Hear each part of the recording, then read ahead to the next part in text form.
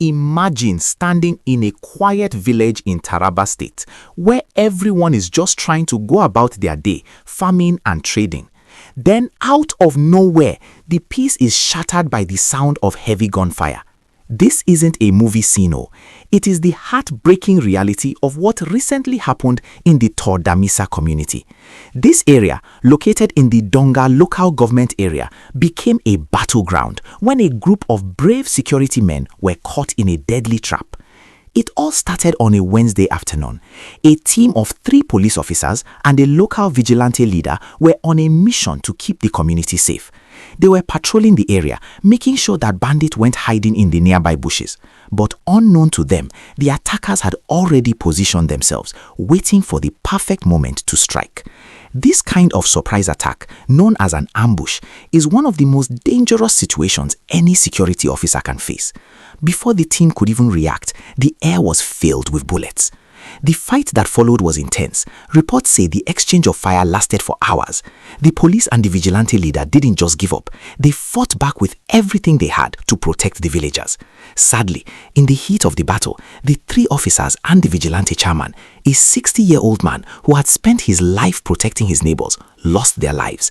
It is a massive blow to the community because these were the people everyone looked up to for safety. When news like this breaks, it reminds us of the high price our security forces pay every single day. Please, if you appreciate the work these heroes do, hit the like button right now and subscribe to the channel so you never miss an update on stories that matter. Now, you might be wondering, why is this happening in Taraba? Well, the area where this attack took place is part of a very busy border region. It sits right between Taraba, Benue and Plateau states. Because there are a lot of thick forests and hills, it's easy for criminal groups to hide and move around without being seen. Lately, there has been a lot of tension in these border towns. Sometimes it's about land, and other times it's just bandits looking for things to steal. Just a few days before this incident, a similar ambush happened in a nearby state, where even more people were hurt.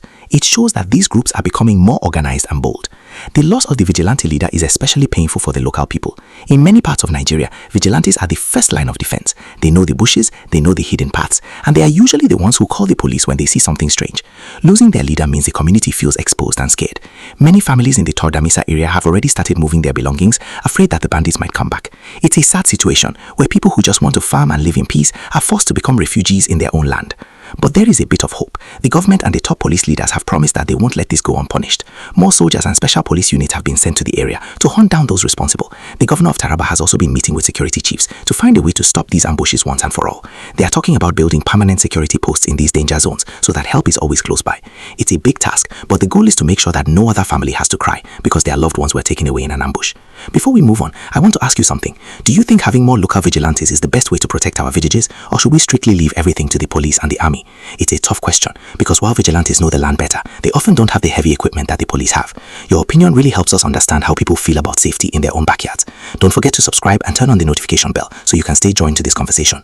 This story is still developing, and there are a lot of details coming in about the identities of the officers and what the government plans to do next to support the grieving families. The gist gets even deeper when you look at what the government is doing to stop these attacks. Right now, Governor Agbo Kefas of Taraba and Governor Hyacinth Ali of Benue have teamed up in a way we haven't seen in a long time. They recently met in Wukari to create a joint security committee. This isn't just another meeting. It's a plan to have the police and army from both states work together, sharing information and patrolling the borders as one big team. They realize that if the states don't work together, the bandits will just keep jumping across the border to hide. The federal government has also stepped in. A special team from the presidency recently visited the area to talk to the villagers and see the damage for themselves. They are focusing on a non-kinetic approach, which is a fancy way of saying they want to fix the problems that cause crime, like poor roads and lack of schools, while also using the military to flush out the bad guys. It's all about bringing permanent peace so that those who fled can finally come home. If you think this joint plan between the states is a good idea, please like the video and subscribe so we can keep bringing you these important updates. One major issue that came up during these talks is the state of the roads. The governors pointed out that many of the areas where these ambushes happen have very bad roads. When a community is under attack, it's hard for the police to get there quickly if the roads are full of mud and potholes. This gives the bandits a big advantage. So part of the new gist is that the government is looking to fix these federal roads to make it easier for security teams to move and harder for criminals to hide. There's also a big push to involve traditional rulers, the kings and chiefs of these lands. The governors believe that since these leaders know everyone in their domain, they are the best people to spot strangers or suspicious faces before they cause trouble. It's like a community watch on a much bigger scale. They are calling for collective responsibility, meaning everyone from the farmer to the government has a role to play in keeping the peace.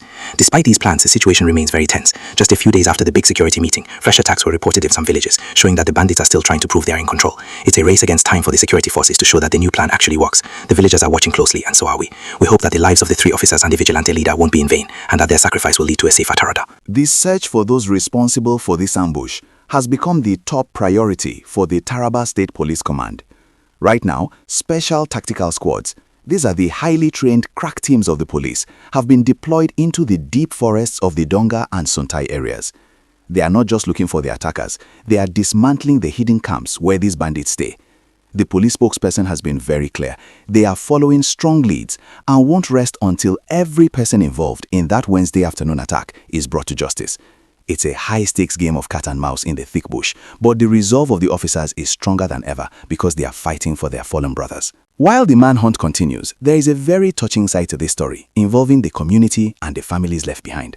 The 3 police officers and the vigilante leader were more than just names on a news report. They were the people who checked on the local market women and stood guard while the village slept. In a beautiful show of unity, the local residents have started a small support fund to help the families of the fallen heroes. Even with the little they have, the villagers are bringing food and supplies to the widows and children. It shows that even in the middle of a tragedy, the spirit of being our brother's keeper is still very much alive in Nigeria. If this kind of community spirit inspires you, please make sure to like the video and subscribe so we can keep sharing these stories of hope and bravery. The Taraba State government has also stepped up, promising to take over the education of the children left behind by these brave men. Governor Agbo Kefas made it clear that when a person dies protecting the state must live to protect their family. This has brought a small bit of comfort to a very dark situation. However, the big question remains, how do we stop the next ambush? Security experts are now suggesting that the police need more drones and tech surveillance to see into the forests before they send men in. They argue that in 2026, we shouldn't be sending our heroes into blind spots where bandits can hide behind trees. As the investigation unfolds, some suspects have already been picked up for questioning. These individuals are believed to be informants, people who live in the villages but secretly tell the bandits when the police are coming. This is the gist that really stings, the idea that the enemy might be living among the people. The police are urging everyone to be very careful about what they say and to report any strange movement to the authorities immediately. It's a reminder that safety starts with seeing something and saying something.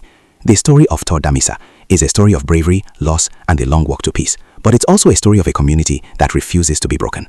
We are waiting for the final report from the police command regarding the identities of the suspects in custody and the official burial dates for our heroes. We will be right here to give you the full breakdown as it happens.